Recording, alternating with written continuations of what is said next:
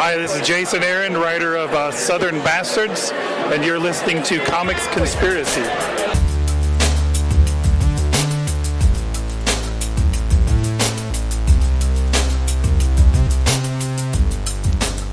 Hello, and welcome to the Comic Conspiracy, episode number 116 for the week of July 15th, 2013.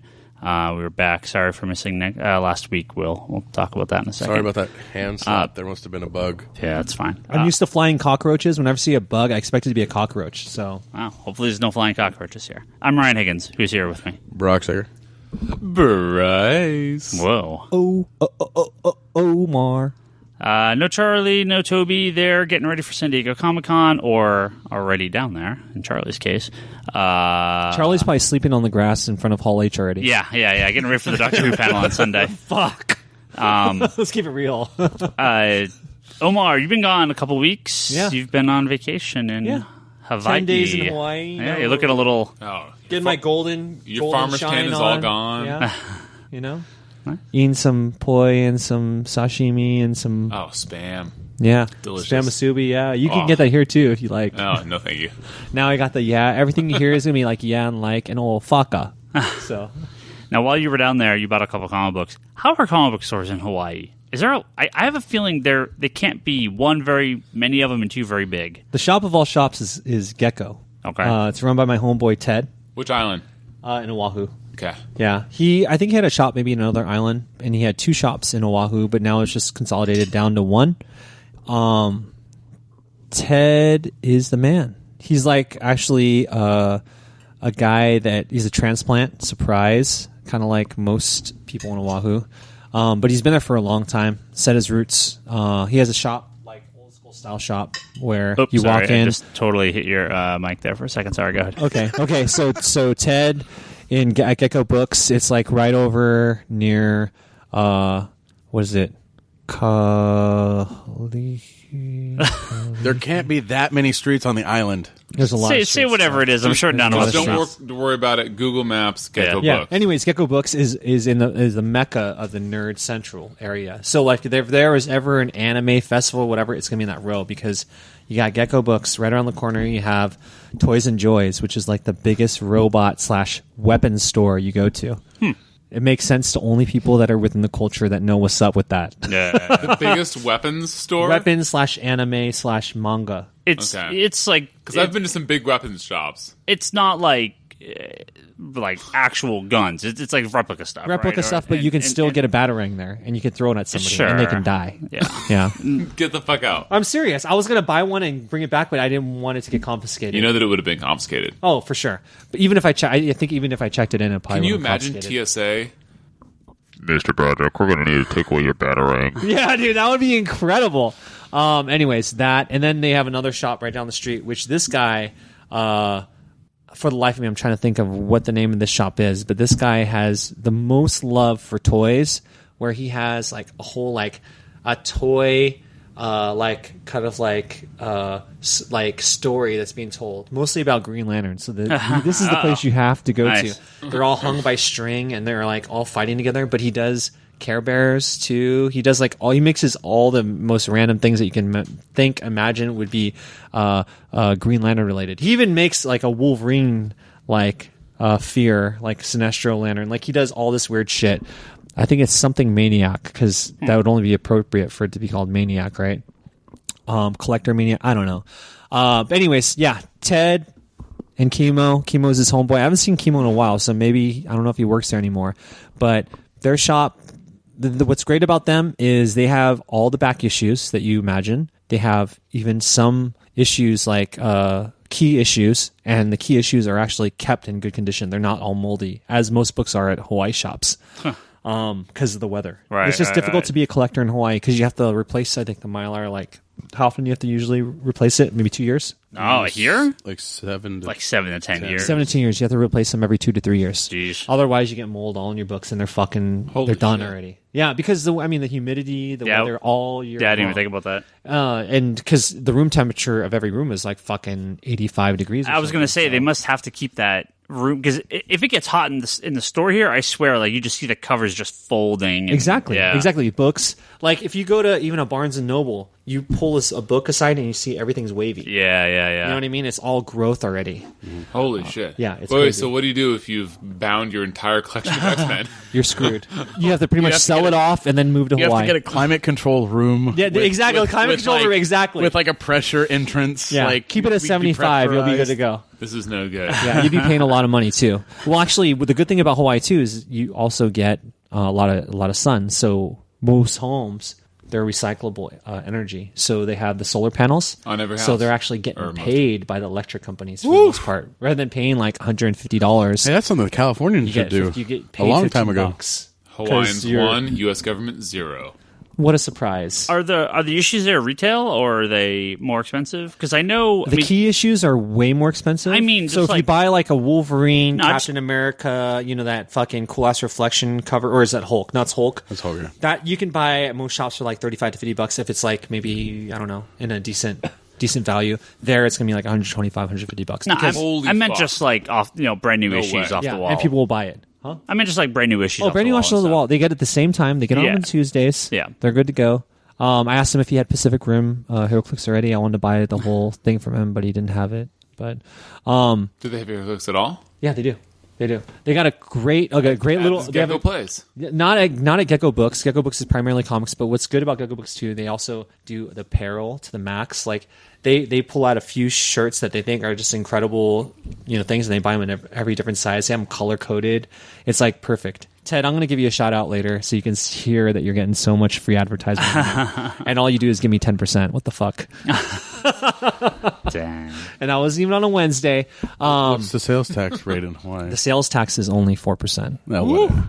Yeah. I'm moving to So that's why Fire most people shop in Hawaii. Yeah. So, no, he focuses on apparel. He also gets a lot of the exclusives through certain deals, I guess, with, obviously the retailers around the world that just fucking stockpile the fuck out of them. And he gets them at a decent deal so he can sell them to regular folk, like people that would...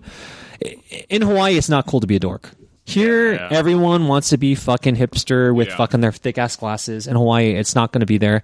Maybe for another 3 years. Maybe when we actually go on the moon or Mars, maybe then, it'll be cool. So... This just in, we've been to Yeah. the moon. Yeah. I have like a shitload of followers just because Comics in a Kind, because it has something Hawaiian with all the nerds in Hawaii. They're all watching my shit. Nice. And they want to come to our shop and play HeroClix. Nice. But the place that you play clicks at in Oahu is Other Realms, which is in Ward Center. They do them every Monday night. So I missed this week. Sorry, fellas. I'm sorry I couldn't see you guys. I'd have to school you guys again, and I'd feel bad about it, and to be a price shark from a different part of the world. But as it goes. California and Hawaii, not too different. Well, cool. Yeah, so we missed last week, for everyone listening, the board that we record the Geek Box and the Comicspiracy on decided to explode. We got everything Power up supply went. yeah, we got everything up and running by Tuesday, but so we've missed like 2 episodes recently, so it's not intentional. So It was so intentional. There was cuts on that wire. I know you did it, Ryan. I did know it. you didn't. I'm sick of this podcast. I'm so done with it. I'm sick of it too. Okay. All right, we got some questions here. And, with Comic-Con this weekend, there's not a whole lot to talk about. Next week we'll have, assuming Brock and Charlie and Toby are here, we'll have a ton I don't to know if talk they're about. making it back by next week. Yeah, they are. Yeah. I just don't know if they're going to be here though. I mean, Toby should. Charlie's not 100%. So Yeah, he is a family. Whatever. yeah. This is from Peter on Twitter. He says, Teen Titans Go is starting to grow on me. Does that make me a horrible person? No. Teen Titans Go is really funny. Did not want to like it, but I really liked it. So, have any of you guys watched it, Omar? You're the only one here that would watch it. Yeah, You've seen well, I mean, I watched a few episodes, and you know me. it? Yeah. Neither. When it comes to like naive comedy, I'd rather see boob shaking and people dying. That's just it. Yeah. I mean, I thought it was funny. I thought it was way funnier. It was way funnier than I thought it was going to be. Would you like to see people dying by boob shaking? That is why we have Robert Rodriguez and Quentin Tarantino. Yeah. And I did not get a chance to see Beware the Batman, which I know aired on Saturday. I'm going to probably end up watching it tonight when I go home. Yeah. That's the new Batman one? Yeah, with yeah. Yeah, the new villains and CG. stuff? It just aired? Yeah, it came out on Sweet. Saturday, so hopefully next week we'll have. Let's have some people that talk about actually it. seen that. Yeah, for sure. I'm going to watch that first thing when I go home. He also asks. I actually had 2 questions about Green Lantern and Young Justice and Justice League Unlimited. So let's read his first. He says, this is have any of the comics based on the DC animated shows been any good? Do they fill the void left by the show they were linked to before being canceled? And how do those sales for those books compare to regular books? I've read a couple of the DC animated comics, but not too many of them. I read some of the Batman animated series, or was it just called? I think it was just called Batman the Animated Series, the original comic stuff. I read Mad Love, obviously, because that's the whole one based, written by Mark Waid, The Hills of Space. It's all just blank. Paul Dini. Paul Dini, yeah, and like the whole Harley Quinn origins. That was cool. But I haven't read any of the more recent ones, so I don't know. I don't touch anything that's Kitty unless it has Art Baltazar's name on it. Yeah, well, I love Tiny Titans. Tiny Titans is fantastic. But yeah, I don't read any of the DC animated ones. They sell okay. I'll sell 10% of what I sell of the regular books of them. So people buy them, but not too many. Yeah, Brock's actually got the Harley shirt on right now. Yeah, I know. So It's awesome. that's a cool shirt. I love it's kind of faded too. It's legit. It was in previews. They can reorder it, and I was like, yes, I need to replace this one. Nice. while we're on the topic there, I did have a question. I saw something, but now I can't find it. What's going on? Well, apparently I don't know where my questions are. I had one here, but I'll just move on. This is from Stefano. It says, how did your opinion of a big event change over the course of its arc? Are you normally higher on it before, during, or after? Unsurprisingly, the answer to that is going to be that it varies. Yeah. For example, what the fuck? I don't know. Just how you were saying. Okay. Unsurprisingly, yes. So, for example, Avengers versus X-Men, I was just looking at. I think that story arc got a lot of hate from Brock and Ryan over the course of its duration. It should have been fucking something else. I do agree that I was Just the first half. Once it got to issue 7 and they changed the artist, it got 100 times better. Who's the artist in the beginning? John Romita Jr. Oh my god! I do remember. I know, you sound like the fucking evil twins from fucking Well, the first issue. The Shining and shit. I Dude, red rum. I didn't mind I didn't mind the first issue, and then it just got to be 5 issues of fighting with John Romita Jr. art, and it's this is terrible. I didn't. The back half was fine. Yeah, so I don't actually like John Romita Jr., but so I actually loved the whole story. I was much more excited about it. Expectations and whatnot. Sort of why I didn't like Man of Steel as much as Mr. Higgins. My expectations were probably a little high. Actually, that's probably not true. But anyway, it's always gonna change. If the book, if you like the book, you're gonna like it more. And when you're halfway through, when I was halfway through Avengers vs. X-Men, and it actually started not being Avengers vs. X-Men, and it was actually the Phoenix 5 versus the world. Yeah. Then it's a different story, and so it shouldn't have been called that. But that being said, I fucking love big arcs like that. I mean, 12 issues or whatever it was, 10 issues. I love it. The War of Atlantis was 4 or 5 issues. It was that could have been so much more epic. Yeah. That doesn't answer really the question, but the question being, does your opinion change? Of course it changes, but it also changes, depending on the story. Some maintain the whole thing. For example, the old Batman Nightfall stuff sort of maintained the same pace and plotting, and that was great when you loved, Batman, Death of Batman, Death of Superman, same thing. X-Men versus Avengers sort of changed halfway through, so that's going to be different. So it's going to depend on the story. What's also good, too, is, you allow that dialogue to take place amongst your friends that you decide to keep around you, because I think we have a pretty good balance of DC and Marvel guys around us. In the shop, it is predominantly DC. But I would say that listen to my brother, who's more of a Marvel guy. Listen to Bryce and a few of the other guys too around the shop that are kind of just what are those guys called that have awesome. They don't have a dingling. Oh, Unix. Unix. So Charlie and Toby, they're kind of the Unix of the group. It's just getting them back for the Superman stuff. Yeah, exactly. This episode's going to be bashing. It's done in a smart way with a high five. Yeah. In place. Here, Toby, when you're listening to this quick question, are you going to come back in 2 weeks when Omar and I aren't here and spend 35 minutes talking about how we were wrong? Anyway, go ahead. Anyways. Well, we had a similar question here that kind of goes in with this, with the big crossover stuff. It says, this is from Dominic West. What's the best executed event book? The least loose ends or arbitrary book jumping with high impact, and then Marvel or DC. Oh, geez. For me, my experience is totally just based off of what I experienced, and because I didn't read it at the time when it came out, but Crisis of Infinite Earths was like a classic, momentous. To this day, they're using all the story threads from then to now.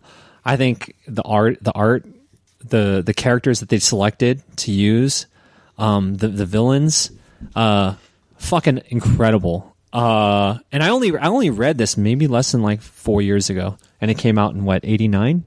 87? 86. 86? Yeah, the problem with Crisis, again, you can read it now and look at it from kind of a historical point of view, but when you're in the middle of it, even though I wasn't really reading comics at the time, I mean, I'm aware of how many crossovers there were and how many and it led to a ton of loose ends that never got tied up and things like that. So Crisis is probably the perfect example of a book that did not end properly, that had the most amount of book jumping around and tying and Well, that's and stuff. also- It's a tough. How many people really read the big white event and then also read the side books? You would probably know that since you've been working in a comic shop since you're 13. It depends on what the book is. I mean, you're talking how many people read House of M and then read Avengers? Well, probably 95%, 90%. No, I was one of them. I read every Avengers book during fucking House of M. Yeah. But what about Secret War? How many people read like Secret Wars? Or Yeah, Secret Wars. like how? That's a but great there's example no. of one that was just out of control. But there was Secret Wars. They put Secret Wars on everything. Secret Wars didn't have any tie-ins. Secret it had Wars the 2 aftermath is stuff. maybe what No, they Omar was had thinking. the flat, No, you're flat thinking- page. They had Secret Wars tie-in. No, you're thinking of Secret No, Wars you're 2. thinking of Secret Wars 2 had the Yeah. tie-ins. That fucking soul glow in his hair? Yeah. Dude, they put fucking Secret Wars 2 on everything that Yeah. had nothing to do with it. Well, all those the Acts of Vengeance. I mean, all those big events, all those big Acts of Vengeance is crossovers. possibly the worst perpetrator. Worst ever. But I mean, I think these days Marvel and DC have this down to a bit of a science where there's a number of little events and crossovers and miniseries that tie in. Most of the books are unaffected, but occasionally some of them are. Infinity is only affecting 4 or 5 titles, and most of the books exist outside of it. So, I mean, I think Identity Crisis is an example of a book that had very little crossover and everything was wrapped up at the end of it. It had stuff come after it, but it wasn't so much a direct follow-up to it. I mean, that was one of those books that did just end. Infinite Crisis had 1,000 crossovers and led into a whole nother series, and and spawned like Checkmate and Secret Six and Checkmate was fucking Right. bananas. That was one of my favorite Ruka Say's books ever. Yeah, I mean, event books can be great, but you have to know what you're getting in when you go into them. So I think that's the toughest part. Age of Ultron, another perfect example of how they've sort of evolved with the process and become much better at it. I mean, Age of Ultron, where they did, I know you guys were laughing about, the AU issues, but that was fucking perfect because it didn't affect the main storyline. You didn't have to worry about crossovers unless you wanted to. Right, they were totally skippable. If you wanted them. I didn't like the ending at all of Age of Ultron, but the Age first of 9 issues I loved. But Age of Ultron is a perfect example of a book that just launches into 4 other books, like Infinite Crisis did, right? I mean, Yeah, but with regards to tying it up, the first 9 issues and any related sort of extraneous tie-ins were perfectly done. Now, did they end it in sort of a... Don't get me started on this. Anyway, I liked the first 9 issues of Age of Ultron. to tag on to what you're saying, who cared about Giant Man, Ant-Man that's not 50 right now? No one. Nobody. And now I care about him. I'm picking up the book. I like the whole idea of fucking bringing on a Doom bot into your team. Are you getting that book? Yeah, dude, Wade did the one shot and it was fucking incredible. I loved it. Avengers AI is actually okay. I thought it was okay. But I'll tell you what the stealth I haven't best. read it. Now I kind of want to get it. I'll tell you what the stealth best Marvel book is this year. Tell us. And it's Superior Foes of Spider-Man. You were talking about that first earlier. issue was really good. Okay, really Ryan, funny. Can we wait to the conclusion of the first story arc before you say that? I'm just saying, best first issue I've read in a while. I mean, from a Marvel book. What are you talking about? Higgins is really good. The first issue of Hulk was good. The first issue of Thor was really fucking good. Yeah. The first issue of anything with an X in the title is really good. Unless it ends in Legacy. His eyes are rolling. Just so you guys know, Higgins' eyes are rolling right now. Is your list? Is your list? have your list? I'll go get my list. Bucks? Okay. Superior Foes of Spider-Man is done up with a bunch of disposable, bad, terrible Spider-Man villains. They're like the fourth tier characters Yeah. after. Like they're not Yeah. even Scorpion 1, they're Scorpion 5. Yeah, and it's Nick Spencer writing it, so he's got a very great sense of character, and they're trying to set up a new Sinister Six, and just sort of the wackiness that ensues around that. It was a pretty good first issue. It should not be an ongoing book. This should be a 6 or 8 issue miniseries. That's it. Did it come out after Superior Spider-Man with the Lizard and Doc Spidey facing off against those guys? That was this week, so this Superior Foes came out last week. Okay. So Well, because it started like actually 2 issues before. Yeah. Because for the most part, Doc Spidey has been fucking going through and just killing all the Sinister Six guys. Yeah. It was good. which is incredible. Yeah. I love it. Again, the masterful use of ancillary characters to make the main character that much more pivotal. Yeah. That's why Batman is incredible, because Batman has, and I think no one can argue that here. I think Totally. we've all And said the how same thing. John's made Flash and to a certain extent Green Lantern even better. Yeah. Exact same thing. Well, Use the villains, dude. This has that sort of Suicide Squad, not that they're necessarily going to die, but sort of that Suicide Squad kind of throwaway characters and let's do whatever the hell, or Justice League International, that sort of feel of let's take a bunch of characters that we could do whatever the hell we want to do with them and do something kind of fun with it. So it was a pretty good first issue. Like, I didn't even realize there was a Beetle again. Like, Yeah. I thought he died like in the 90s or something. Yeah. Here's one from Clayton, which I thought this was funny. I have some experience with this. He asks, is it kosher that my wife ordered a Doctor Who bumper sticker for her car after watching less than half a season? I am totally a fan of bandwagon jumping and loving something before you've ever really experienced it. So I've been guilty of this multiple times myself. You are guilty of that, but can you give any sort of extrapolated reasoning behind why you're such a fan of bandwagon jumping? Because he loves it. Well, I mean, As long as it's something he loves. if you like exactly. this Superior Foes of Spider-Man is a perfect example of what read one issue. I'm like, this is a really good book, you know? But I mean, I've bought shirts that I'm like, that's a really cool shirt. I don't know what it's for, but I really like it. And I find out later, like there's an anime called Black Rock Shooter, which I'm sure people that watch anime are like, oh my god, that's stupid. But the look of it's fucking amazing, and I love the visuals of it. And I bought the shirt, and I was like, this is cool. And I bought a bunch of stuff for it. And I was like, oh, I should actually find a fan-sub version and actually watch this. And I was like, yeah, it's kind of neat. But I just like the visuals way more than I like the actual product. So yeah. No, I'm totally fine with that. And Doctor Who's a good thing to like. So yeah. No, Doctor Who's awesome. I love it when cute little girls are in Starbucks and they're buying their coffee with their fucking little what is that one little tagline that's so popular? Hold on or wait up or whatever the fuck it is. Like, you know, it's like relax and something. Relax and don't blink. Yeah. They have the don't blink shirt. Yeah, it has the fucking little phone booth, and I'm like, you're such a little cutie. What? So Oh. no. Never go into a Starbucks with Omar. Really? I think Doctor Who's fan base is about 60 to 70% women in the U.S. So she's perfectly fine doing that. What? No way. Thanks, yeah. Rye. Oh, yeah. Hey, thanks for hooking up. Absolutely. Higgins, Master Higgins, thanks for the fucking little hat tip. I appreciate that. Absolutely. Yeah. No, Doctor Who's just a way bigger female fan base in the U.S. especially than men. No doubt about it. Yeah, because Doctor Who's super gay. What? There's a lot of I can see that. And I don't want. There's a lot of pining for an unobtainable man by the women companions. That's what I'm in that saying. show. That's what I'm saying. He's super fucking gay, dude. Like, come on, I'm not going to vacuum every day. I'll clean the bathroom And he has every that- other week, that and stick I'll thing, vacuum right? every week, but I can't do both. That's just bullshit. And he has that stick thing, right, that he wears around all the time. Come on, The he's always dressed up all cosmic nice. screwdriver. Fuck that. Dude, who wears a fucking tie every day? Bow ties are awesome, man. What are you talking about? Okay, we're gonna.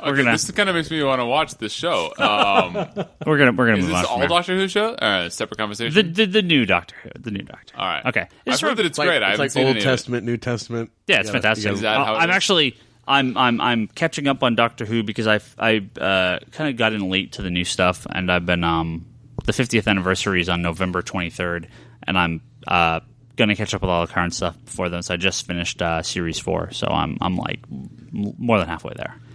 It's good. It's fantastic. Speaking of Crisis on Infinite Earths, the last 2 episodes of Season 4 is the Crisis on Infinite Earth Doctor Who style. So Really? It is. It totally is. Literally parallel universes, multiple But I dimensions. won't appreciate it because I don't know shit about Doctor Who. Yeah, no. It's great, though. It's great. It's goddamn I fascinating. did enjoy it, though, when I knew nothing about the DC Universe. Yeah, so you could get into it. It's cool. It's great to have part episodes. Watch Doctor Who. What are you looking at? Ryan's glad because he pissed green all over me, and then eventually loved Green Lantern and Jeff Johns, and then eventually not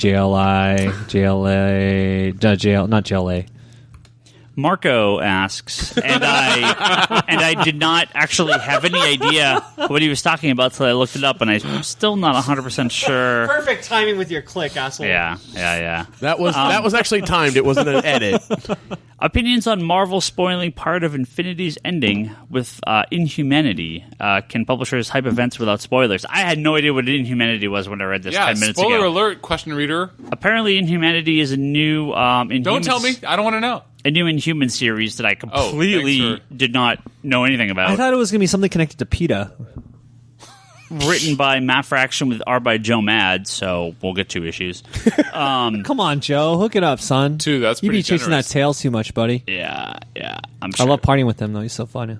Oh, yeah, okay. Already Oh, tell him to finish Battle Chasers before he does any other issues. it's going to blend standalone issues with 2 or 3 issue arcs, so he'll do the standalone issues once or twice a year. And I mean, I'm gonna, I guess, spoiler tag this for the spoiler ending of Infinity that hasn't even had the first issue out yet. Can I fucking walk outside? Let me guess. What do It's Screen Kroll and fucking Thanos in the middle of everything. Well, I Wait, mean, I guess I won't say what is anything. this? It's not really a spoiler. Tony and Gamora have a baby. It does. This doesn't. I don't know what this has to do with Infinity. It's just that during and after Infinity, Just spit it out, Ryan. the mists, the hell are the Terrigen mists, which is like the thing that You almost said metachlorian, didn't you? No, I was like Medigen mists, Terrigen mists, which are the things the Inhumans use to make more Inhumans, gets like spilled on Earth. So a bunch of humans become Inhumans. It's fucking brilliant. How's that not been done before? I mean, I think it's been Anyway, you're approached taking forever before. to get this out. I'm sorry to interrupt. Sorry, go ahead. But no, but that's all I'm saying.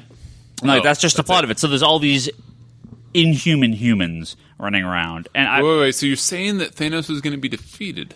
yeah, Unbelievable. I don't really see that as a spoiler because I mean, I don't know. Nobody knew that he was going to get defeated.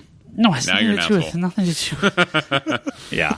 It just creates a greater I mean, I villain. guess- It's like not just about the mutant. It's Maybe Inhuman now. maybe in Infinity this happens, but I don't know. It doesn't seem like it's a big spoiler, but it is kind of weird that they're talking about events of Infinity when number 1 hasn't even Hey, come maybe out when yet. So they- you're saying that we Maybe don't when they know bring anything. Galactus back from the Ultimate Universe, he bumps into the moon and the shit falls. And What is an Inhuman? It's a celestial mutant. That's all it is. Yeah, it's just Fucking space mutants. They're That's all they mutants are. from the blue side of the moon. Yeah. Like, yeah. I mean, they're all. I mean, well, I guess the mutants from the blue side of the moon would be the people that don't get powers. I was going to say, are the Inhumans? I mean, are they born with it, or are they? No. Don't they get it because they're exposed to the Terrigen mist? Right. So the people that don't get changes They're would be the different than mutants. celestial mutants. A better question is, how did you pour this beer so beautifully? I am an artist, my friend. Thank you. My man. I think the thing is, people that don't get the powers would be the mutants of the Inhumans. The Inhumans all have powers, and that's because of the mist. And so, I would think that that's how that would work. All right. But Well, now that you've thoroughly confused everyone, Yeah, that's all I got. New Inhumans book. It'll be canceled after 12 issues yeah, because it's the Inhumans. choked different. And Joe Mad won't do more than 4 issues. And Joe Mad's, dude, I didn't sell any of those. Well, I mean, I sold a couple, obviously, but that new Savage Wolverine. Savage Wolverine with Joe Mad, no one cares. Did it even come out? Yeah. The first issue came out. I sold like 10 Dude, copies probably or didn't something. have anymore? No, yeah. Dude, but how You much? still? Yeah, I still have some. Yeah, Yeah, I ordered they're right there. I ordered a little stack. I think didn't even I sell think I missed out. it last week, so I got to get them. Yeah, it was like, You no, it can was get a them. month There's ago plenty or left. something. Dude, but here's the thing: is that how much would that have sold if it was a Wolverine book that was a number 1? Not even that much. That Spider-Man thing didn't sell. Maybe if it was Wolverine number 1. That's what I'm saying. What did I say? But you said just a number 1. But it's like Savage Wolverine's like nothing. But You know even that what- main Wolverine book, dude. Whatever, Savage Wolverine I think or the marketing Wolverine. people at Marvel need to hire me because if I would have fucking put that title out, it'd have been Shanna Yeah. doing Wolvie. Like that would have been so much That of a was better Savage selling book. Wolverine. No, you know what I'm saying? Because like what Shanna I'm was saying, like but it wasn't number all 1. about Shanna or fucking the devil and Wolvie. You know what I No. mean? Because like Wolvie gets so fucking butt rammed by that chick every time. It's like they're doing the same thing they did with Elektra and Spider Woman to fucking make them so fucking powerful. Is you kill the badass and then you become a badass. Frank Cho wanted to do a Shauna book. They're like, here, well, we're not going to sell it, but if you put Wolverine in it, we'll sell a few more copies. Ironically enough, I heard that it sold for shit, so I don't know. But there you go. Maybe here, but it sells in a lot of other shops too. Yeah. And it sells in Lee's because I only see 3 issues left on a Friday, and it sells at Cards and Comic Central. I still go to other shops. How do you know bro. there was? I love you, but I still How go do you to know other there shops. wasn't 3 issues on Wednesday? Yeah. Because you never, I don't know. I don't know. just saying. I'm not the one putting out the shit like you. Okay, fuck. We have one more question. Here from Ryan. puts the shit out. I don't put it out. This is from Ryan, not me, Ryan. That's from Ryan. There's another Ryan out there. He's actually, I've been in contact with him he was actually, I think in the area. He was going to stop by the store, but wasn't able to. He started see about listening in that. April, All and talk. he's catching up listening. There's an all talk podcast. Were you for that. talking into the mirror? He started listening in April, and he's been catching up from episode number 1, and he just finished episode number 100. Wow, I like this Ryan. Marathon the hell. This Ryan sounds better than the Ryan we have here. New favorite Ryan? Yeah, there you go. That's what it is. This guy marathon the hell out of his. I don't know how he survived those first 50 episodes. It was just me and Brock. You must love your voice because that's all that happens on this fucking podcast. He says it finished up episode 100 where we discussed the ends of both Young Justice and Green Lantern. Now you've had a few months to get past the series ending too soon. I was wondering if you would recommend watching those shows even though they ended prematurely. What do you guys say? I will not talk at this point. What do you guys say? Guys, there's only going to be one person talking. Yeah, is this anime? guy. I haven't- Animation. I haven't He's seen talking it. about the Okay. Green Lantern. Yeah, I and, haven't seen a Young single Justice. thing ever. Okay, I'm sure that I Omar. would love it. I'm sure that I would love it, but I've never seen a single one. Omar, now that we've had some time on Young Justice, what's your thoughts? Thinking My back. thoughts are we have discussed this a million times. No, but it hasn't changed, basically. Ryan, you've listened to this podcast for Shit, I 100 thought you were episodes. talking to him. No, listen, talking to you, Ryan. Wake the fuck up. We're not going to Young Justice anymore. If you want it, go rewatch them because rewatching them is sometimes almost as good.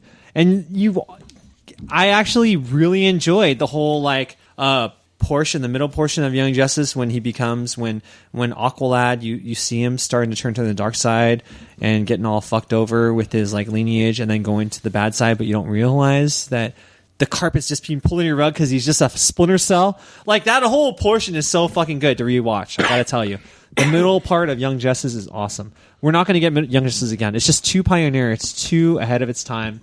Apparently And it there went is from the not dark side enough. to the bad side, You know, so. we don't have a company like Kotobukiya that fucking does shit faster before even the books come out. Unlike because we have Mattel, we have to fucking rely on a fucking lame ass company like fucking Matty Collector. And you know what, Freddie Freeman, why the fuck you even send that shit when you send some cool ass fucking exclusives like Shazam and Black Adam? But now we have Shazam and Freddy, and then we'll get a Billy Batson figure too, and a Mary Marvel 2-pack. You know what though? Honestly, if you're gonna put a weak ass Freddie Freeman, at least fucking give us the Tiger. Do some cool shit like that. Omar is complaining because the cancellation of Young Justice is probably 100% squared around the fact that Mattel makes shitty action figures because that's how cartoons work. That's what I heard. They always say that the fucking Four Horsemen do it, but we know the Four Horsemen don't do it. They're just like us. They're just like a fucking. The Four Horsemen are like the new Bowen, right? Yeah. Brady Bowen doesn't actually do any of this stuff anymore. He hasn't. McFarlane doesn't touch the toy line at all. No, nothing. There He has was a nothing to do with time it. when fucking you get an Angela figure and it's like so precise and beautiful, like his fucking, his beautiful hacked fucking figure that he copied off of ideas from what's your favorite guy's name? Neil Gaiman. Yeah. You know, dude, isn't it incredible how so many fucking girls read that Neil Gaiman fucking right, like all the book clubs. And Much shit. like Doctor Who, Neil Gaiman's fan base is about 75% women. So. Damn, Neil Gaiman gets so much pussy. It's ridiculous, isn't it? Well, he's married, so he probably doesn't get Well, that I'm much. saying Neil Hey, Gaiman. that doesn't disqualify him from getting a lot of pussy. still get Married a lot of people pussy. also get pussy Yeah. for the three of you that aren't married. I'm just saying. I love that there's three of us. I do not. I got 2 kids, so I got proof there. Neil Gaiman does not. I mean, Twice. I don't believe, but it's possible. I don't know. You're lucky. You're lucky. Thinking, I haven't got a girl pregnant once yet. What was worse about Young Justice was not the way it ended and not those last few shitty ass episodes, but the attempt by people afterwards. There was like this. Oh, we're gonna like do a Kickstarter to like kickstart like another episode for season 3. And it failed miserably. And it was, Wait, did they actually get it on the Kickstarter? it's not Kickstarter. It's some other site called like where they basically want to Started the make, kick, or make like it's called. It's like by the way, if it's not on Kickstarter, it's gonna fail. So right. I just want to put that out there. Indiegogo does okay, but this was like a Never site. even heard of that until today. This is a site created solely to get funding for television shows, and to basically then pitch the show back to the audience or to the Sounds like a fucking creators. brilliant idea. Why did it not go well? Because no one cares. Because Young Justice, Really? Yeah, I mean, no one. Who the hell's gonna put money for one episode? No. I mean, they would need like hundreds of thousands of dollars for a single episode. Like, they're not going to get that sort of money. Veronica Mars, which is one of the most successful I was just Kickstarters about of all To time, say Veronica Mars. got a couple $1 million. Okay, and a cartoon, you could make like 2 or 3 episodes for that. I mean, kids. It's not a Kids don't thing. know where to put the money from their piggy bank. A movie's fine because a movie is at least a one-time thing and it's a few hours. And movies, longer will be longer. A cartoon, unless it was like just a cartoon movie, I mean, maybe. But even now, it'd be expensive. Dude, but that's because it was a movie coming off of a TV show that people didn't think finished, wasn't tied together properly. Right. If they had maybe said on to Kickstarter, Young Justice mini movie, that sure. would have totally fucking, and it had been on Kickstarter. I mean, Indiegogo I've never even heard of, and But they went and did a Indiegogo doesn't have like a failure. So if it's just you put it in and you just get whatever you get. There's no like minimum to well, hit. that sounds like a business model fail to me. No, it does pretty well. But it's more Indiegogo is based more around charity and donation stuff than buying products. All the DC We Could Be Hero stuff has been on Indiegogo.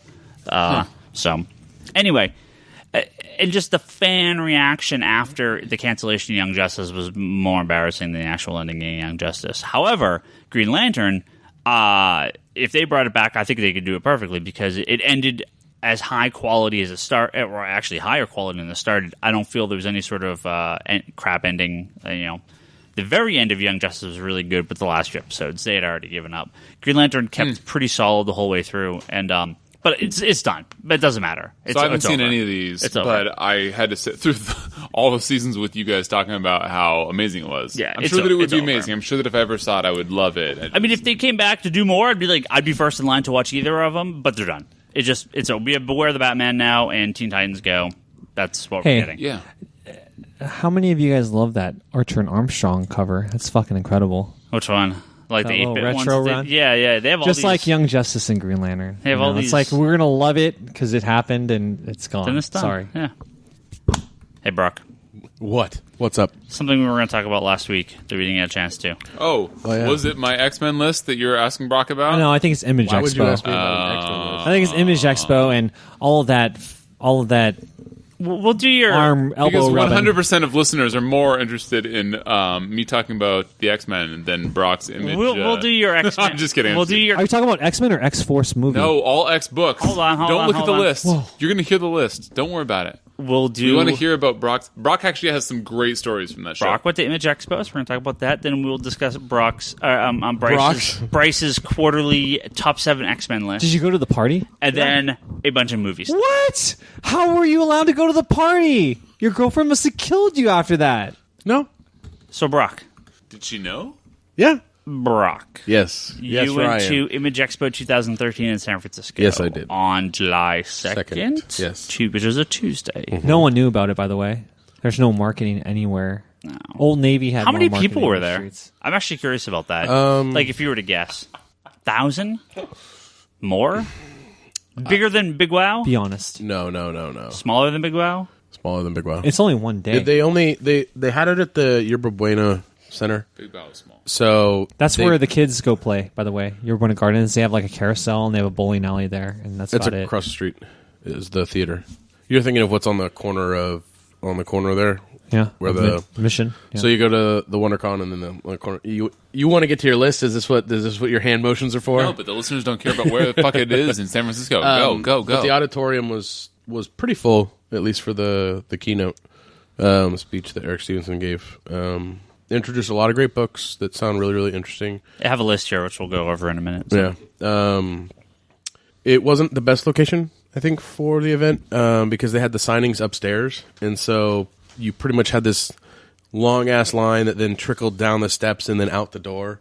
And then even when we were let out of the keynote to go and get for us, the retailer bags, and everyone had the line to go to buy stuff at the table, like there was no stanchions that guided you anywhere. So it's like, oh, you're over on the left. Okay, well, where does the line actually start? Because everyone It sounds to me like fucking blending together. Image got the space almost for free.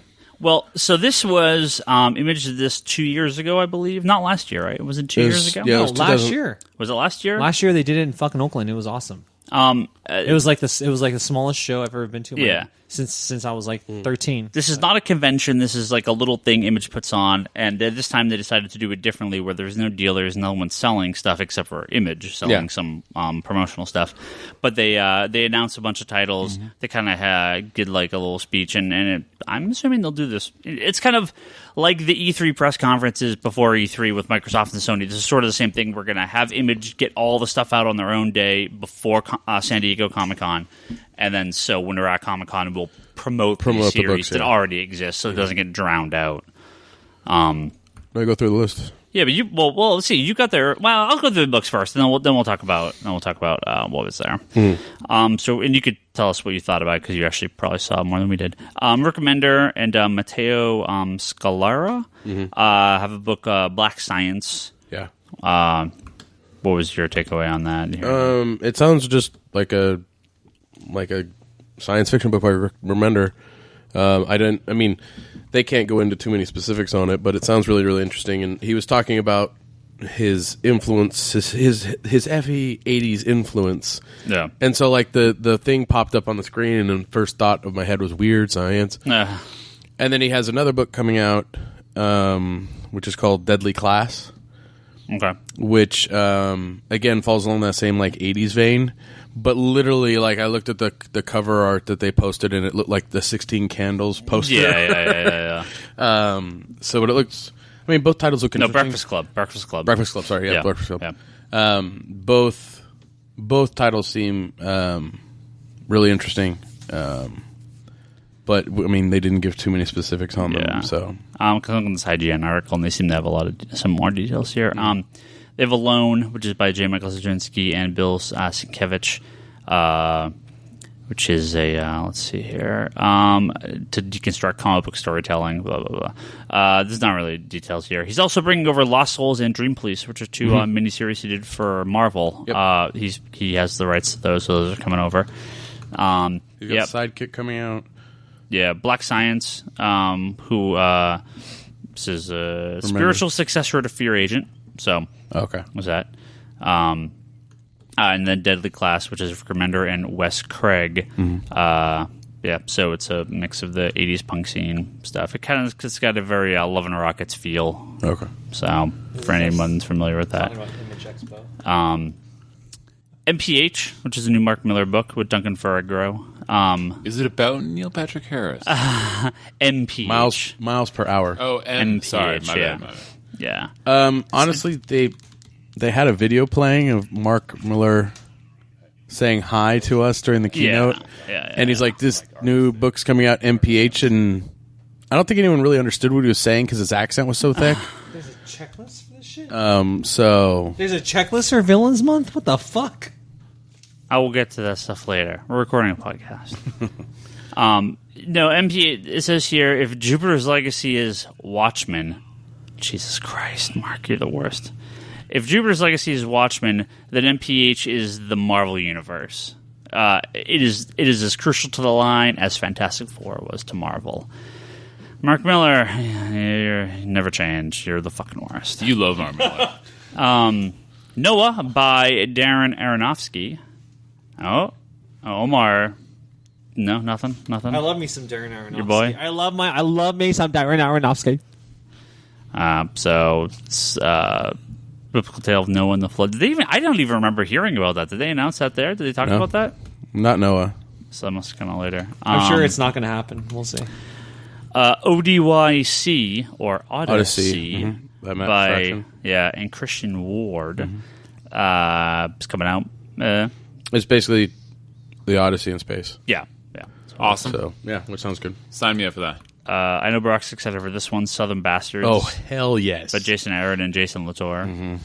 That I'm like scalped. I have missed that. So this one, it from what they've said, it sounds to be really, really good. It's scalped in the more scalped. It's a southern. Yeah. It's a Southern America scalped, I guess. Yeah, it's like what's your America in the South or South American? What's your South. South. What's your terrible show that you love You about didn't answer. South people? Justified or no? Not Justified. What is it? What's the one you like? I don't know, about bikers or whatever. Sons of Anarchy. Sons of Anarchy. That's in That's California. NorCal, dude. Oh, isn't it? What am I thinking of? You're thinking of True Blood? You're not thinking of much, bro. I guess. You're thinking of Justified, probably. Is it Justified? Like, oh, they're drinking beer. Velvet by Ed Brubaker and Steve Epting. That one actually looks really good. Chick's James Bond. Yeah, another crime noir book. Robert Kirkman announced Walking Dead All Out War, which is the next big story arc for Walking Dead. Which, for Walking Dead fans, you're going to see more Walking Dead books this year because they're going to release on a faster schedule. Yeah, they're going to come out like 10, like 13, 14 a year or something. Is it 16? Yeah, I think it's up to 16 because one of the retailers asked if we were getting 3 trades this next year. Yeah. And he said most likely we will. Yeah. Because Walking Dead's on the December-June schedule for the trade. Okay. So we might get another one this year. It's in the middle somewhere. Yeah. And you guys see the Alex Ross poster for season 4? No, of Walking Dead? By Alex Ross? Yeah. No. Or there's a few covers by Ethan Van Sciver because he wrote a contract on that shit.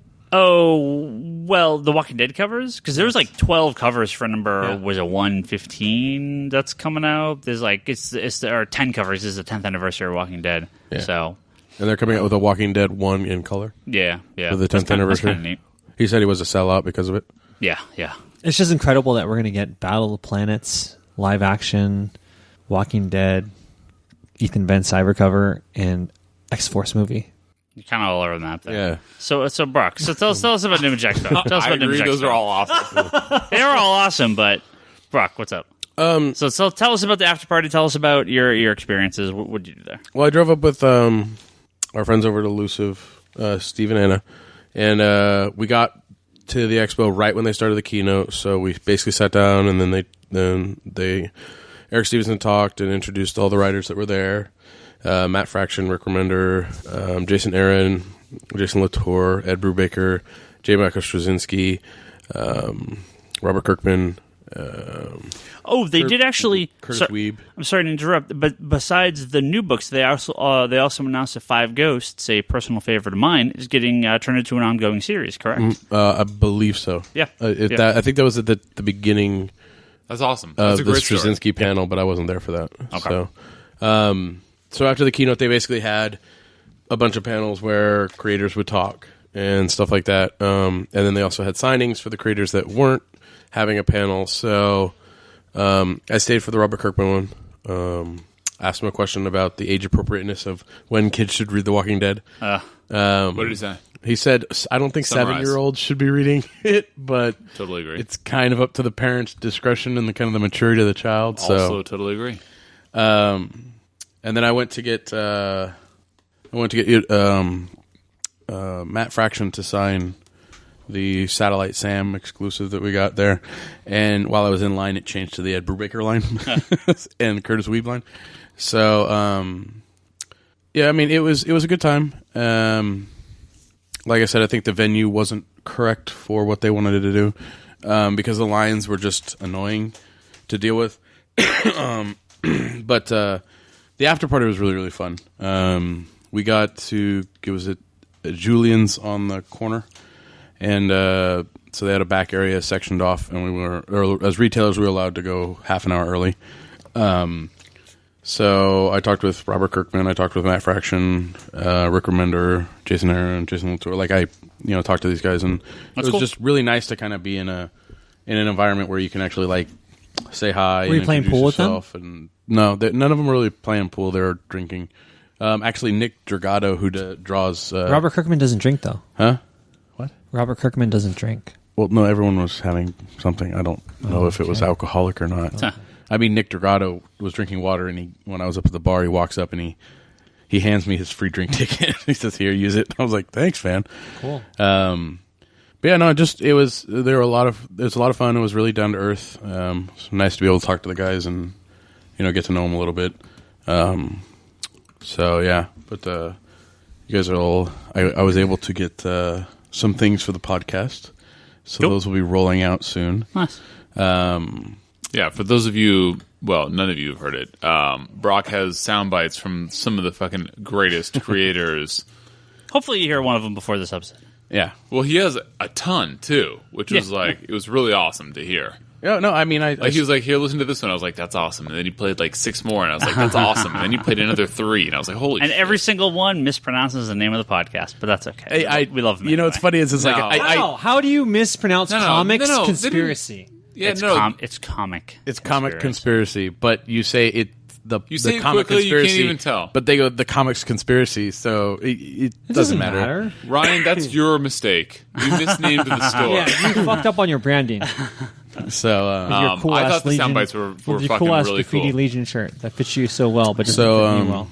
yeah, no, I mean, had a really great time. I was bummed that Ed Brubaker and J. Michael Straczynski didn't end up at the after party, but because it would have been nice to talk to those guys. But all of them are hilarious. Like during the panels and stuff, just them talking and stuff. And Ed Brubaker crashed a creative panel, like he wasn't even supposed to be there. And he says, "Screw it, I'm sitting in with you guys." Yeah. So I have a question. Yeah. How much of it was more like sort of loose, just because they were able to, because it was an Image con or quote unquote con, as opposed to like a Marvel or DC thing, that they were able to sort of be more crass or maybe non-PC or a little more cut and loose. I think probably because it was Image. I mean, they're promoting their work, Right. And it's theirs. I mean, Image just gets a portion from the publishing, but not anything else. Like they still own. Just to jump on that a little bit more, because I've been to quite a few Image and Dark Horse panels and DC at Comic-Con. Image is always the fun one. People are cracking up because they're dropping F-bombs and they're saying ass, and they're like, "Oh, that fucking bitch." Like they're dropping it because they don't give a fuck, because they're not on the map. They don't own the market share like DC and Marvel, so they don't have to worry about being. Well, they don't politically have correct. They don't have editors and bosses to kind of report back to and brands to carry on. This, Which goes in, whatever they want, which coincides with them not owning the market share. All right. Ryan, what would you say in terms of sales from a high level, percentage wise? Is it like 40% Marvel, 40% DC, 5% Image, 5% everything else, or what would you? It's That doesn't it's equal about 100. it's about But it's sorry, about I know I didn't even 100. I was like, It's like soon 60, as I said it, I was 60-40 DC, and everything else is afterwards. It's about 35% Marvel, about 30% DC. That's about Really? roughly average. Image. That's it. Yeah, that's image is about surprisingly- 10%. Can be up as high as 10%.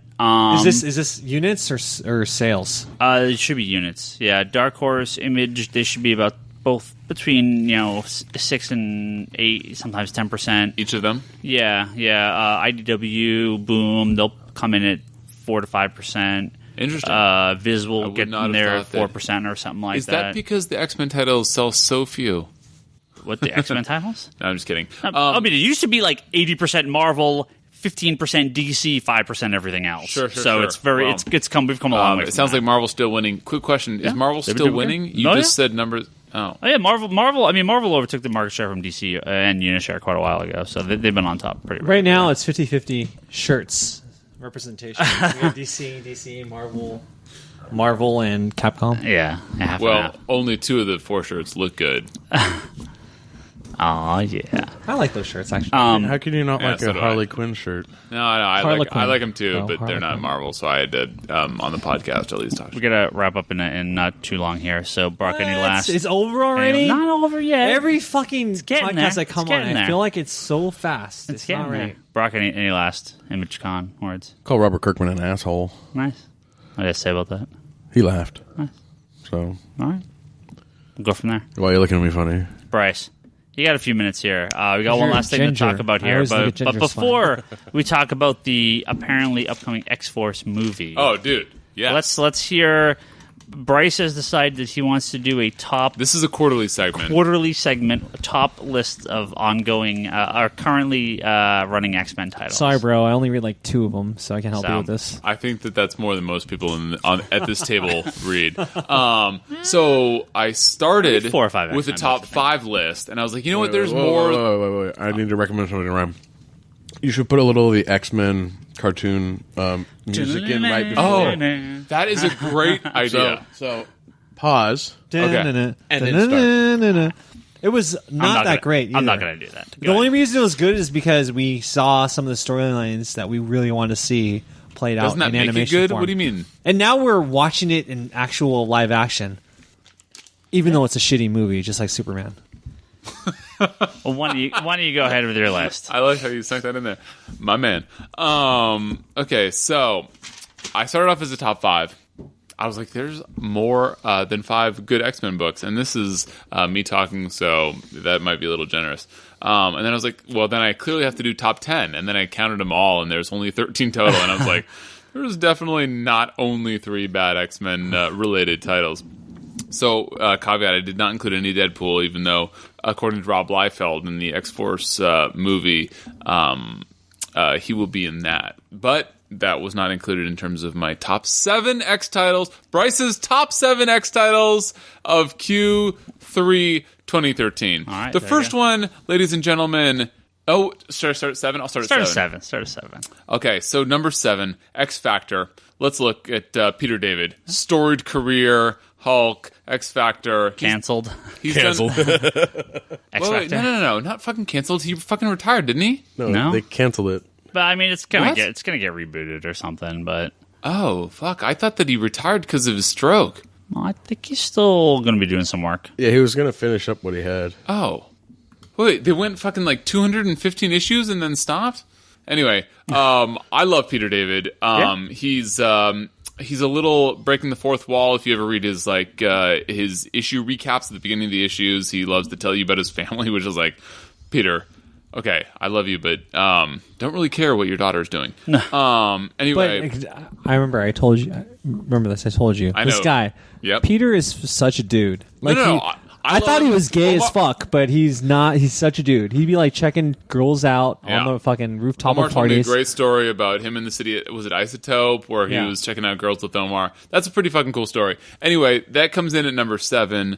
The amalgamation of characters as well, I love. He took characters from all the X books that were like C or D list characters, and he's made them into B or C list characters. He's done a great job. In fact, now that I'm saying this out loud, it should probably be higher than number 7. Number 6, currently Cable and X-Force. I'm loving. I would say probably 80% of the reasoning for this is Salvador LaRocca doing a great job with the art. And, probably another 10 or 15% is Cable. I just love Cable. I hate his... What were those things when we were kids? Those toys with the extracto arms? You squeeze that trigger. You're and talking about the game where you tried to get a stuffed animal? No, He has well, that big, too. huge- that big, huge that claw same thing. I'm talking about the plastic thing. It doesn't matter. Anyway, I hate his new arm. I think that's terrible. But I love the art, and I love that Cable's in it, and I love that they're making Hope a real character. That is much better. The obese people in the New Mexico fast food factory story arc, which was the first 6 issues or something like that, was ridiculous. But they made sort of Colossus a badass out of it. They made Domino kind of a slew out of it, which I didn't like. But they, it's got Domino, it's got Colossus, it's got Cable. They just got the Uncanny Avengers and Abigail Brand in there. Love that. Number 5. the X-Men title with the all girls, that came in as a courteous number 5 because there's only been 2 issues so far, and by the time I made this very esteemed list, there had only, I think, been 1 issue, but it got sort of 5th based on how it should go. I've liked it enough. Vampire Jubilee. No longer the art a is vampire. great. Yeah, have they addressed that at all? I don't know. They haven't talked about it at all, which I'm kind of annoyed by, because I was annoyed that they turned her into a vampire anyway in the first place. And now they haven't addressed it, so I'm sort of thinking that she's probably still a vampire, but they haven't addressed it at all, which is annoying, but whatever. She's got a baby, but they reintroduced the Omega Sentinel, Karima. I'm actually sort of personally annoyed that they feel like they needed to do an all-female X-Men book because the other ones are too male-centered. I'm not sure what the reasoning behind that was. That is kind of annoying, but the writing is good. The X-Men have the strongest cast of female characters than I think any Marvel or DC title, even though I don't read much of DC. The X-Men have the strongest female characters, I think, that exist. You are second, almost correct. Is it Birds of Prey? Second to Batman. It's not no question. But go ahead. Do you count Birds of Prey as Batman? Yeah. Okay, yeah. different conversation. Fair play. I don't read them, so but I've heard that. So anyway, number 4, Uncanny X-Force. Look, I fucking love Phantom X. Hell yeah! And this new X-Force is great.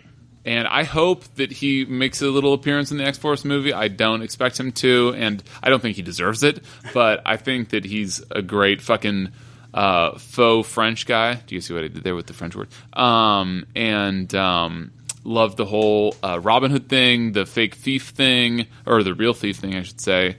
The fact that Remender was finally able to sort of spell out his mutant power, which Grant Morrison loved his run in creating Phantom X, didn't really explain fucking shit. Spiral is back. Bishop's back. I'm actually not happy that Bishop's back, but whatever. It's more of a Motley Crue book.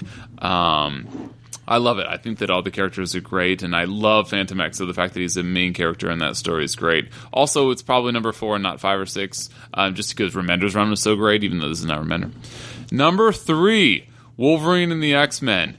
Just the randomness. Jason Aaron is doing a great job. I've said before that I'm like 50-50 on his arcs. I hated the Frankenstein arc. I hated the dog arc. But I love the Hellfire arc, and I loved the dupe issue, and I loved some of the other arcs that he's done. So while he's 50-50, I think that on the whole, he's doing a great job of taking... I mean, look, the hardest thing about writing the X-Men, I gotta believe, is the fact that there's so many effing characters... to be able to sort of amalgamate into a book, and I think that he's doing a great job. The bad always are good on that book. The bad outweighs the good. So the good outweighs the bad of that book. Yes, I'm sorry. Allowing me to correct you. But if you want to read a much better Jason Aaron that's book, a great read point. Thor. Is that I did not like Frankenstein, and I did not like. I hated those arcs. The dog issues. I actually totally agree. I stopped reading both of those arcs, and I never finished them. I just couldn't. I couldn't get through them. I thought they were really bad. That's fair. But what he does is he does a great... It reminded me of Peter David in the 90s, where he always adds an issue, a page or two of something that's going to involve the next arc or later in the arc. Like, he's been building up this Hellfire saga for a while. I'm sad that it's only 5 issues, or allegedly only 5 issues, because he's been doing a fantastic job, I think, of sort of building into that story. So I hope that it actually goes longer. Maybe there's, the Hellfire saga part 2. I don't know. I don't know. Brock's pointing at something. Number 3. Oh, that was number 3. Oh, that was number 3. Okay. Anyway, so number 1 and 2. Number 1. What about number 2? No. I'm gonna number 2. do number 1, because if I say number 2, you know which one number 1 has to be by default almost. Because it's spoiler alert. I like it. Spoiler alert. It's not fucking Ultimate X-Men. Number 1, my favorite. The best. It's Avengers. Is Uncanny Avengers was not on the list.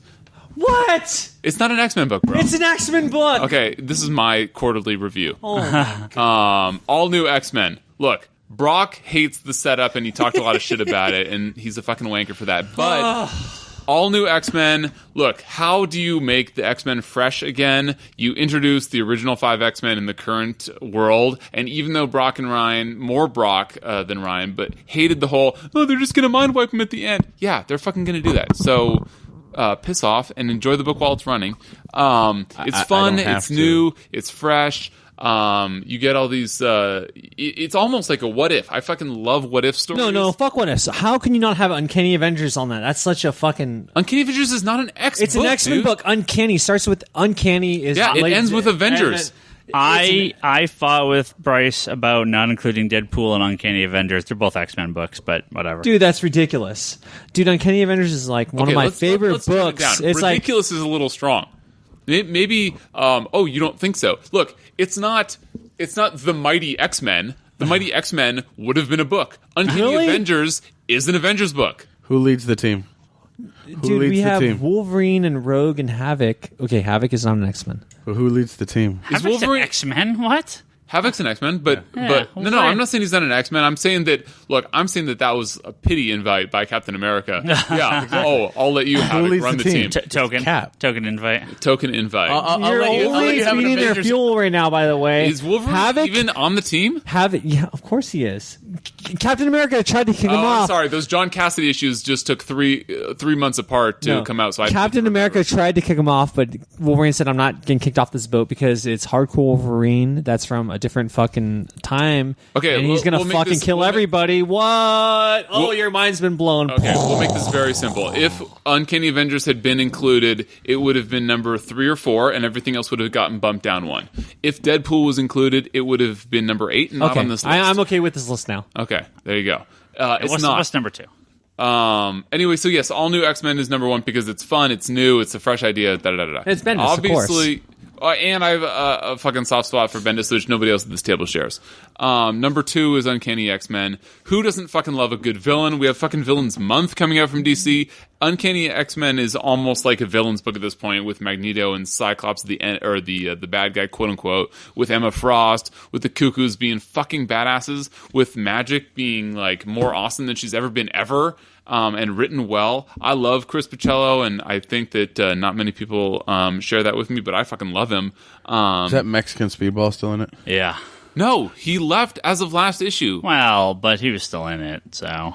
So, sorry, yes, he was in the issue, Yeah. but he left the team. Yeah. See if he's still. Brock and Ryan are being fucking ridiculous and calling him Mexican Speedball, even though he doesn't share a single thing other than balls. Funny enough, Speedball and Justice are making an appearance in Nova coming up. The Zeb Are they going to have issues. another reunion that's- issue? Yeah. That's Oh, really exciting, Jesus. guys. I'm almost done. Hey, so Golden Balls is out of the team. Anyway, who doesn't Ball. love a Gold great Ball. villain? This is a villain team book, and you will fucking not find. Nobody gets a villain. Suicide Squad's better. But they fight. But the funny thing is, they Better? fight villains in it, which I think is funny. So Suicide Well, that's why it's like better. almost a villain's book. yeah.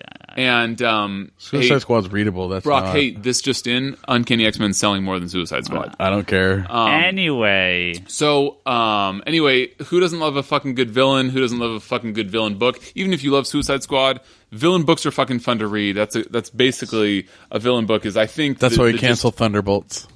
the gist behind why I love that one so much. Anyway, those are your top 7 X books for this. So whatever. If you're going to include Uncanny Avengers, I would put that at 2 or 3. I'm not sure if I would put that above or below Wolverine and the X-Men, but I do really like it. And by the way, how exciting is it that they're getting the new 4 Horsemen? I mean, there was a lot of X elements in that book, and I love Remender, so hey, bring that on. I just didn't include it because I thought that the fact that it's an Avengers title. In my binding, it's going in under the Avengers. It's not going under It's an X-Men. Avengers X title. well, with all this X-Men love, we have a new X-Men movie that just got. Well, it didn't get officially announced yet, but they're in the planning stages. What perfect you know what timing planning just for stages my means. list. Is that after Days of Future Past, we may possibly have an X-Force movie.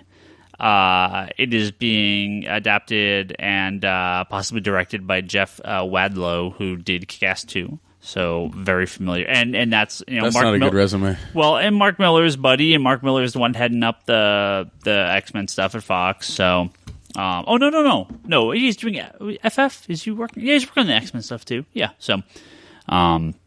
so we shall see if we hear something more about that at San Diego. We'll definitely see some more about that. And obviously, it's If they get an not going to official be. announcement. It's not going to be the cool shit that's like. It should be the Black Ops. It should be Remender. We talked about it this. should be Remender, Remender. We talked about this before the podcast, and Yeah. then we were Well, like, it should be, Because should be that's the how. Newman. That's should how have talked about Fox will ensure that they continue to allow fucking like a lot of money coming in their pockets because But it has to be connected to Wolverine somehow. Do you use the pre-Remender? Do you use the first run of X-Force, which is X-Force with mix it up with knives? You mix it up, which was Warpath and Psylocke and Wolverine, or do you use the X-Force? You mean Craig Kyle and Chris Yost? Yeah, that was a good run. Loved that. It was run. decent. It was decent. Or do you use the Rick Remender X-Force with the guns? Okay, No, can dude. we go around the table really quick Phantom and answer that? Yes, great Do we idea. have enough time for that? Okay, I'll start. Very quick. Nesesia and Liefeld is I mean, Liefeld's on Twitter all about how it's actually going to be his story. He doesn't have a lot of pull. We know that. Okay, well, he was talking a lot of shit. I don't know if he has any pull, but I would love Cable. I would love Dom. He has a Deadpool. I'm sorry, it's almost your turn, Brock. Yeah, So you can talk about Kane once it's your turn. Maverick And his turtleneck. love the 90s. He's the best. So Liefeld says that it's about Cable, it's about Domino, it's about Deadpool. I fucking hope that we get Cable, Domino, and Deadpool on the big screen. That'd be cool. And I mean an awesome Deadpool, not the... I mean, I have an exasperated look of what the fuck on my face right now. You really do. I wish I had this on celluloid. What was that Deadpool and Wolverine Origins? It doesn't make sense. Anyway, I would love the Craig Yost or Chris Yost, Kyle Craig. What the fuck were their names? I would love that too. I would love the Black Ops Remender or not. But Liefeld thinks that he's getting the 90s version. I am fucking all about whatever they put out. X-Force, my favorite title of shame from the 90s X-Men of all time. Go. Luckily, I'm pulling the mic off of the stand right now. Oof. Luckily, I had the opportunity to talk about this opportunity with my main man, my homeboy Bryce, prior to the podcast. And what I really think it needs to be an amalgam of sorts. Oh, yes. Of X-Force in its whole continuity. That's how they sell it. You have to have Phantom X in there because Phantom X is one of the most incredible characters. Having a French guy that don't give a fuck. That was the best part of Matrix 3. Was that French dude that fucking had the hot-ass bitch, Monica Bellucci, and that shit. Monica Bellucci. Yeah. So it needs to be Phantom X. It needs to be that guy. You know, that guy that speaks French that eats out that one chick in the bathroom, but with a mask around his face. Okay. Put in Psylocke. Put in Deadpool. Deadpool is like dead giveaway. We haven't seen a Deadpool movie. Why don't we see Deadpool in X-Force? That would be the best tester of how well Deadpool will do in a film. Yeah. Because we all know that Deadpool will not carry its own weight because he failed as Green Lantern. Because obviously Green Lantern is way more superior over a Deadpool character.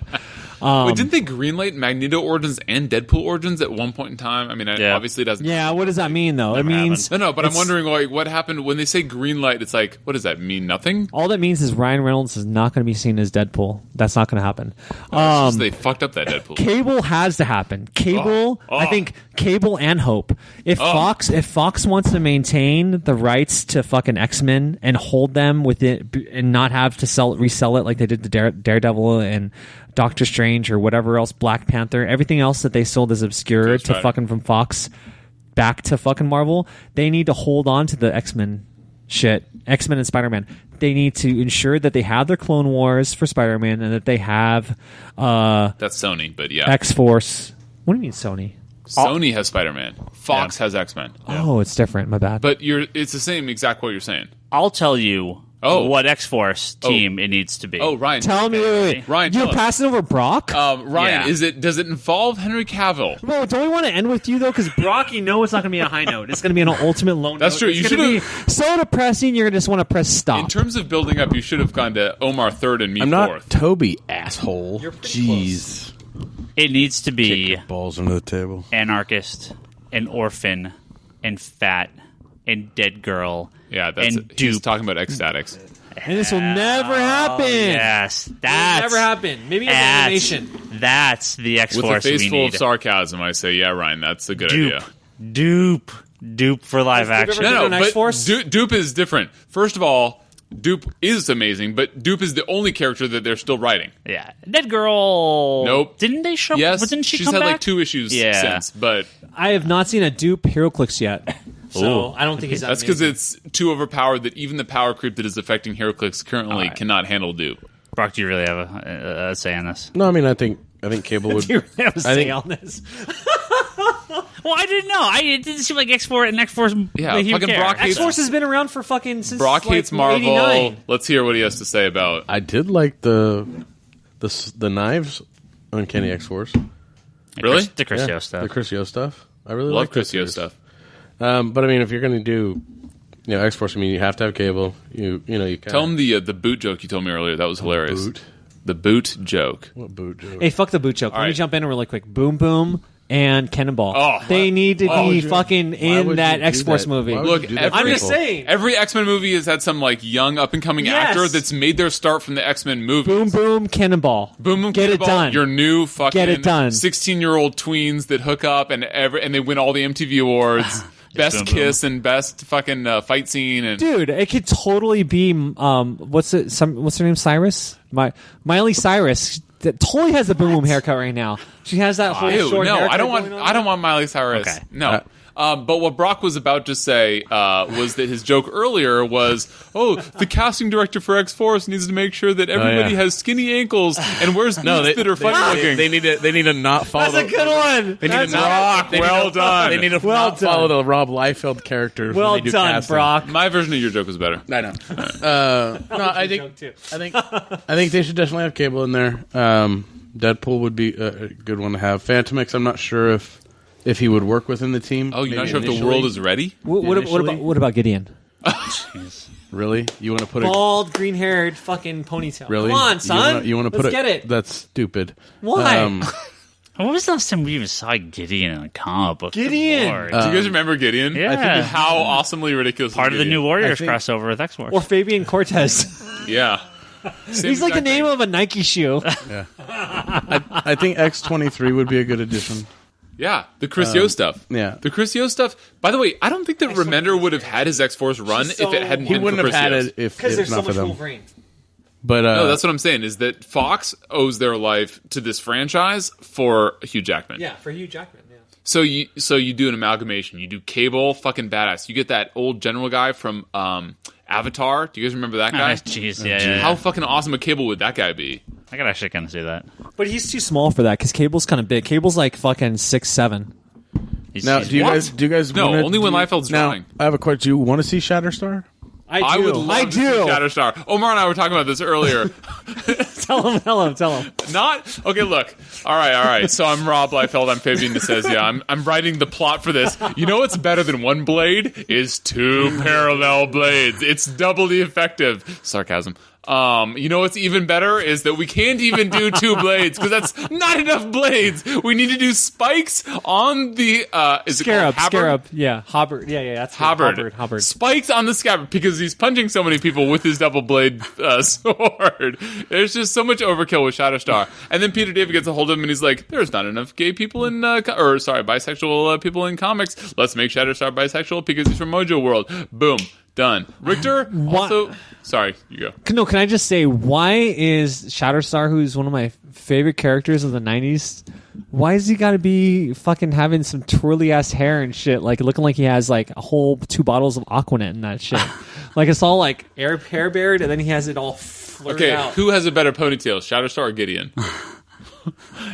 Gideon, because it's green. Can you hashtag this podcast is hashtag 90s and 90s? X-Men awesomeness?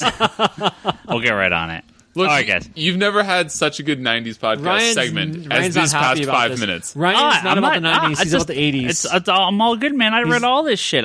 We got to wrap up. We're over. We actually time. don't need to wrap up. You just want to hit stop. We do. We run late. Why would you We end started this? late. We gotta go. This is All right. incredible. We will have plenty of X-Force stuff to talk about when it comes out, and it's just kind of mediocre. If you like this episode and you want to listen to more, you can go to www.geekbox.net or comicsconspiracy.biz. You can go find those episodes there. You can go on our forums at forums@geekbox.net. We all got random shit we do. I got the store here. Brock is at conspiratorBrock.com. Omar is at comicsanddecine.com. Charles has got the Infinite Long Box podcast, which they should... I don't know if they're doing a San Diego thing. They might be. Listen to that. Brock was pointing out to me off mic here that we are doing orders for the Villains Month comics from DC Comics. You can visit comicsconspiracy.biz if you would like to order these. We are doing a full set for $189.99. May sound like a lot of money. However, it is 53 comic books with those foil covers we were talking about a while. Retail runs you a little over $210. I think it's like $212 or something like that. So, hopefully give a bit of a discount for buying the whole thing. But there's shipping too. And there's shipping. There's shipping and tax. For mail order stuff, it can't get away from that. But it's cheaper than retail. So hopefully, a bit of a discount will get some people if you're at all interested in these books and getting a full set ordered. That's not going to include the rest of the Forever Evil stuff, right? Just Forever Evil #1. Okay. Yeah. The 52, that's a 4-issue thing, right? 7 issues. So that comes out each week? Each month. Really quick question. Once a month, yeah. Really quick question. Yeah. How different is this going to be from the year one? Zero issues. Some are some are current, some are backups, some are flashbacks. They're not it's not like that. It's not like Zero. They're all over the place. Some are new stories, some are introducing kind of new takes on characters. Yeah, there's not one standard to it. So, but it's the same shit that we saw 2 years ago. A year ago? Yeah. 2 years ago. The Zero Give issues New were 1 year 52 ago. were last year. No, Zeros were last year. Zeros were last year. Yeah, we're coming up on 2 years. New 52 is only 1 year? A year and a half. It's coming up on 2 years. It'll be 2 years in September. Okay. Yeah. So Zero Zeros, issues. Zeros came before New. We're on issue 20. Zeros right now. came before New 52. They then. come out every month. Is that what you're saying? There's 12 months. Did in a Zeros year. come before New 52? No, it was the year after. It was It was all a year ago September. It was the 1 year anniversary was the Zero issues, and then the 2 year anniversary is Villains Month. Yeah. They're doing every September. They're going to have a big month like this that takes over the whole line. So Okay, can we go around the table and do top 3 Villains Month titles you're excited about? next week, sure, absolutely. Absolutely next week. All right. By the way, I won't be here next week. Okay, 2 weeks then we'll do it. Yeah, buddy. I'm Ryan Higgins, Ryan on Twitter. Brock's Brock Sager. Omar is Comics and Decline. Yep. Bryce is Larsen Bryce. Yep. Toby's Toby XI. Charlie's Insanity and Chaos. Go send those guys some messages. They'll be at San Diego, waiting in line for Doctor Who panels. So, and buying me X-Force, buying me Justice League, They would be crossover smart if they were covers. buying you X-Force. Yeah, they would be. That'd be stupid, honestly. I bet they announced would this be X-Force movie the week before San Diego, so everyone could bring their X-Force comics to San Diego and charge like $50 for the #1. That's probably what's going to happen. Can I just tell you that I remember... Great idea. I'll be right back. This is before the Green Lantern movie, and they had Tales of the Cores Oh, people being were selling sold that for shit. $200. People were trying to get... Well, but that was Fucking also... Jay's Comics, fuck you, Hold on, but Jay. that was hey, also- Jay, fuck you. That was the first appearance of... Tables of what? Necron. Okay, And that's why that was going for... $200. Not $200. Like Okay. $10 it was going for. No. At the I'm con, Sure, you were there. I'm sure people had it for $200. Jay was selling it at every one of his 20 spots he had, like Starbucks, in the fucking con for fucking $150. Just so everyone knows, Omar is actually in your house right now. and he didn't sell one of them. All right. He's not yelling. He's in your house. Fucking frog. We'll probably have a very long episode next week because post Comic Con we'll have a lot to talk about. Charlie and Omar, Why don't we make or this Charlie an and extra long Toby will be back with their stuff to talk about. Don't mistake me with Toby. Okay. We'll be back. We'll be back next week.